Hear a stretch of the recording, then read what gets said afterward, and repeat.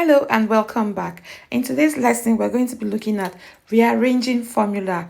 Some people refer to it as transposing formula and others refer to it as change of subject of formula. They all mean the same thing. Why might we want to rearrange formula?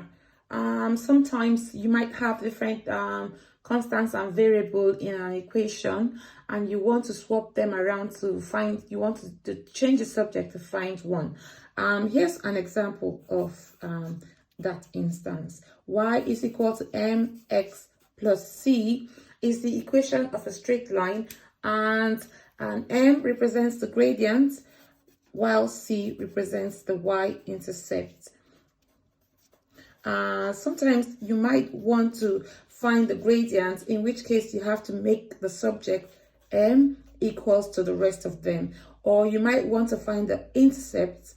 In that case, you want to make c the subject of the rest of them. To be able to rearrange formula, you must know your inverse operations. The inverse of addition, subtraction, multiplication, division, squaring a number, cubing a number, and the inverse of numbers like 2/3 and 3 itself, like a whole number or a fraction. Yeah, and the inverse of addition, of course, would be subtraction, and the inverse of subtraction would be addition. The inverse of multiplication would be divide, and the inverse of divide would be multiply.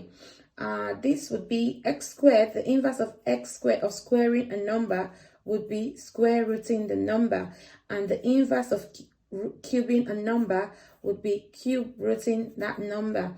And of course, to find the inverse of a fraction, you just have to flip the fraction. So this would be 3/2.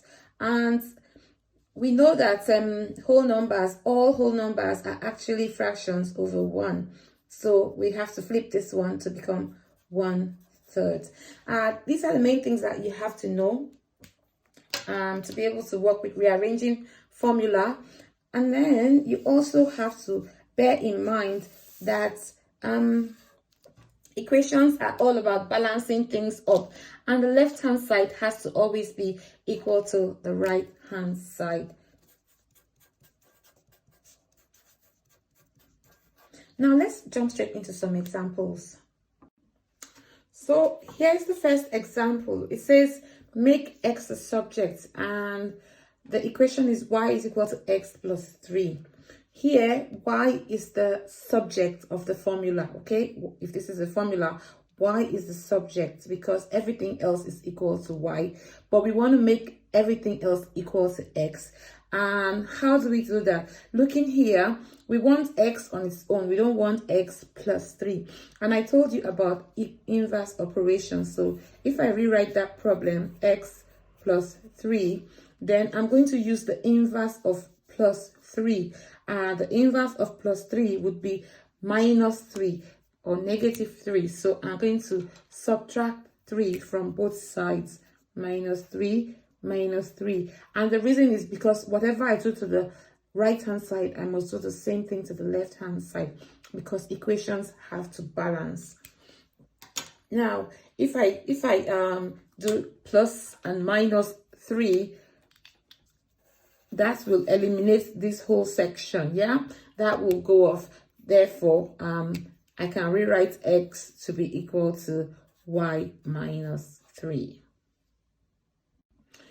Here's another example. This time it says make w the subject and y is equal to 3w minus x.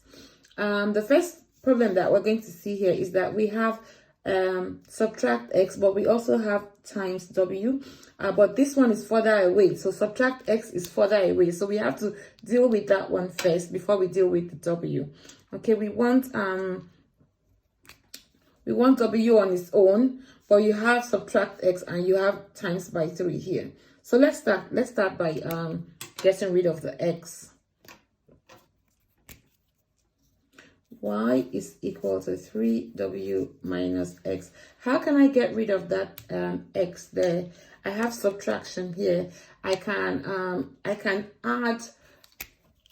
add x here to eliminate this x, okay? But whatever I do to this side of the equation, I have to do the same thing to the other side. So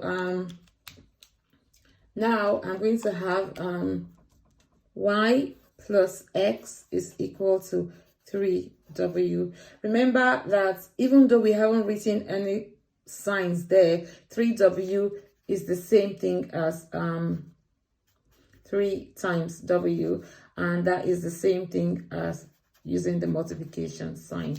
They all mean the same thing. So here now we have the multiplication sign. What can we do to get rid of this number 3 here? Because this is 3 times w. We can divide both sides. We can divide it by 3 so that this 3 can cancel this 3. But whatever we do to the left hand side, we have to do the same thing to the right hand side. So we're going to cancel that down now. This will cancel this. Okay, and then w would be equal to y plus x over 3. In this example, it says to make x the subject. Now, the first problem that we have here is dealing with the fraction. And what I always teach my students is to cross multiply. Here, assume that this is over 1, and you cross multiply to get rid of the fraction. Then you can take things from the left hand side to the right hand side much more easily. So let's do that. If we times a plus 5 by 1, we would have a plus 5 is equal to x times 3b, or 3bx. Okay, and we want to make x the subject. So what we can do now, we have 3 times b times x here. We can divide both sides. We can divide both sides by 3b because we want x to be on its own. We don't want 3b to be alongside x.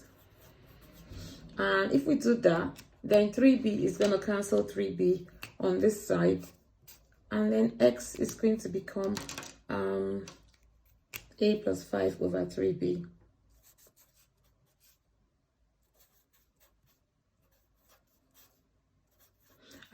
Notice that I always write the subject on the left hand side, but it doesn't really matter. You can leave it as a plus 5 over 3b is equal to x. It doesn't really make any difference. Here's an example that involves a square root sign. So let's see how we can tackle this one. So it says to make y the subject. If I rewrite this as z is equal to the square root of 7 over y minus x, then the first thing that I want to get rid of is the negative x there. So I will do that by adding the x to both sides.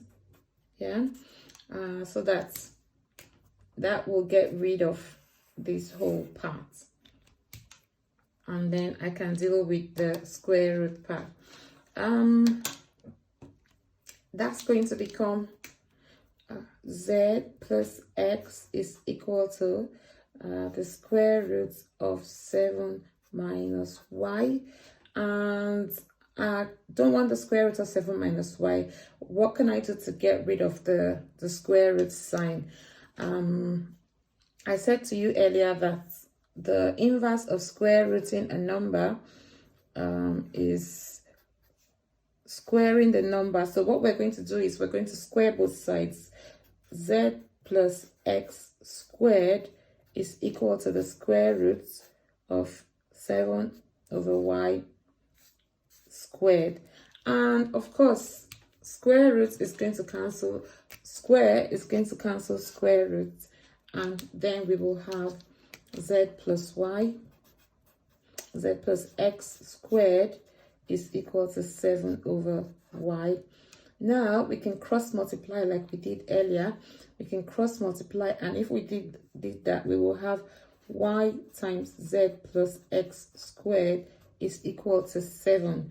But we don't want y plus blah blah blah. We want just y on its own. So, and this is the multiplication sign here, even though it's not indicated. So what we can do is divide both sides by z plus x squared.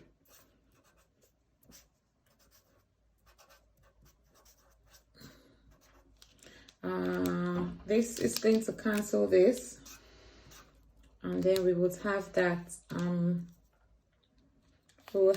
y is equal to 7 over z plus x squared. Okay, that's where I'm going to end it for this one. If you have any further questions, you can ask in class. So I'm going to end it. Any other questions, you can ask me in class.